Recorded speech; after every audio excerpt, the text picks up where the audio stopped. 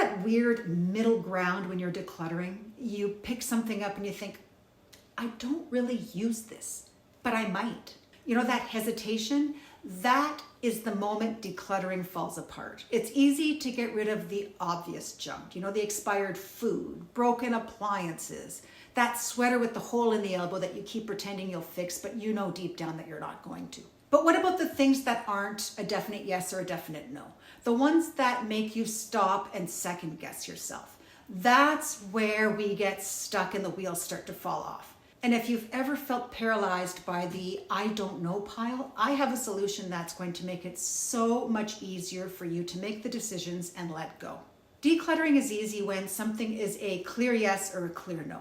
But what about that stuff in that murky in between? The things that haunt your drawers, your closets, your storage bins. The not quite hell no, but not hell yes either. Like that lemon juicer you swore you needed. Or the pasta making attachments for your mixer that you last used in 2016. Maybe it's just me. But could you totally see yourself becoming a pasta person? I mean, there are so many pasta themed Italian shows that are streaming right now. It would be a shame to get rid of them because you never know. Or for me, it's the ice cream maker. I bought it for that aspirational me, the one who hosts charming summer dinner parties and serves up artisanal homemade ice cream. The reality, I used it twice before realizing that I am absolutely not an at-home ice cream maker. But did I let go of the machine? Of course not. Instead, I offered it to my sister, thinking I could just borrow it back if I changed my mind. Spoiler alert, she didn't want it either. She had her own collecting dust in storage.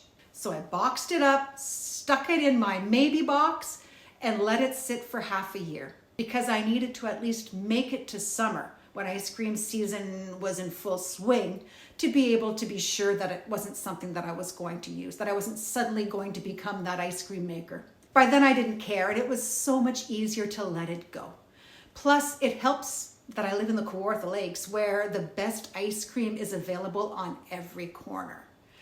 Kawartha Dairy, obviously. If you've had it, you know. So what is the maybe box? It's the decluttering cheat code no one is talking about. It's a way to get the indecision out of your sight without the commitment of actually letting go yet. Think of it as a little purgatory for your clutter. So how do you make a maybe box? You grab a box, a real one, not a metaphorical one. This is not the time for mental storage. This is hands-on. The second part, anything you're waffling on, you toss it in it. Then when it's full, you tape it shut. You heard me, seal it up. There's no peeking here. And then you put a note in your calendar for 3, 6, or 9 months from now, whatever you think is a reasonable amount of time and makes sense to you. This is a very personal exercise and there's no right way to do it. Remember that. Once you've done that, you take the box and you store it somewhere inconvenient. In the back of a closet, in the garage, under the guest room bed where you have to wrestle with the dust bunnies to retrieve it. Out of sight. It has to be hard to get to. Next, if you're living your life and you realize that you absolutely need that thing, the lemon juicer, the pasta attachment you're finally going to use, you can open up the box and pull it out. Otherwise, the box stays tucked away. Here's the thing. You have to be firm when you're decluttering because the maybe pile will easily be the biggest pile of them all. It's easy to waffle. Every parent knows it's easier to say maybe and deal with the repercussions later than to give your kids a hard no. It's parenting 101. Everyone wants to delay that pain. It's human nature. That's why you have to make a second pass once you've finished sorting. Once you've cleared out your definite yeses and your definite no items, you should give it a day or two, or even a week if you need to. Then go through that maybe pile again with fresh eyes. You might be surprised at how much clarity you have. And if that pile is still too big, if you think it's too much, do it again. Then when you've pared down to just the true maybes, box them all up and move on to the next step. So what are you putting into that maybe box? Kitchen gadgets that you bought for your aspirational personality. Let's be honest, you're never making homemade sushi or ice cream. Clothes you might wear again, but haven't in years. or if they're more than 6 months old and still have the tag on them and they aren't a hard no, put them in the box. Decor items that you picked up on impulse, maybe even at full price, that used to be trendy but now just exist in your home for no real purpose. Gifts you feel guilty getting rid of. Sorry, Aunt Linda's ceramic cat collection, but you gotta go somewhere. And sometimes things end up in the maybe box because they just don't fit our reality. Take my red gurgle pot. It's such a cool picture shaped like a fish, and when you pour water from it, it makes this really fun gurgling sound. I love this thing, and 8 years ago, when red was my favorite color, I had to have it. Here's the problem. I love bright colors in theory. I love them for other people, but in my own home, they give me anxiety. Bright colors and me just don't mix. I lean towards calming neutrals for my day-to-day, but from a rainbow of available colors in the store, for some reason, I picked bright red for my gurgle pot. Hello, aspirational me. And for 8 years, I've tried to make this gurgle pot work in my house, and it doesn't, and it won't. No matter what I do, it just isn't going to fit with all the neutrals. And yet I've kept it tucked away in a cupboard, not able to let it go, refusing to admit that I love the pot, but I don't love the color. So, into the maybe box it should go. I like it. It's a nice piece, but I don't have a sentimental attachment to it. It's not an heirloom. It wasn't a gift.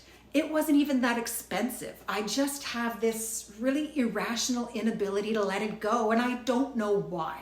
And that's the whole point. Maybe box is a tool that can help you make peace with your decisions before they feel final and you can't take them back. So you filled your box with all of your maybe items. Now here's where it gets fun. In 6, 9, 12 months, whatever you've decided works for you, when that reminder pops up in your calendar, you have a few choices. If you completely forgot about the box and what's inside it, congratulations, you didn't need these things in the first place. So donate them, sell them, or pass them on. Just get them out of the house quick before you change your mind. If you actually decided you needed something and broke into the box, you made the right decision holding off on getting rid of it. So congratulations. If you actually missed something, fine.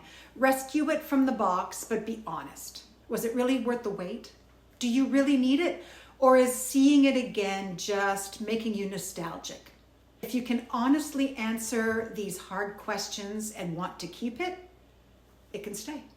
Picture yourself a few months from now. You've done the hard work, you've waited the appropriate length of time, and you're opening up your maybe box. It's like a time capsule of your questionable decisions. You pick up your version of the red gurgle pot and gasp, "Oh, I forgot I even had this." Then you pause and you think, wait, do I even want this? Does this support the me I want to be? Does this work with my current lifestyle? Ask yourself all of the magic questions and really listen for the answers. You might be surprised at what you find out about yourself. And that's the magic. The maybe box doesn't just store your stuff. It reveals your attachment to things that might not actually matter. And if you're moving, this is the perfect way to declutter while you pack.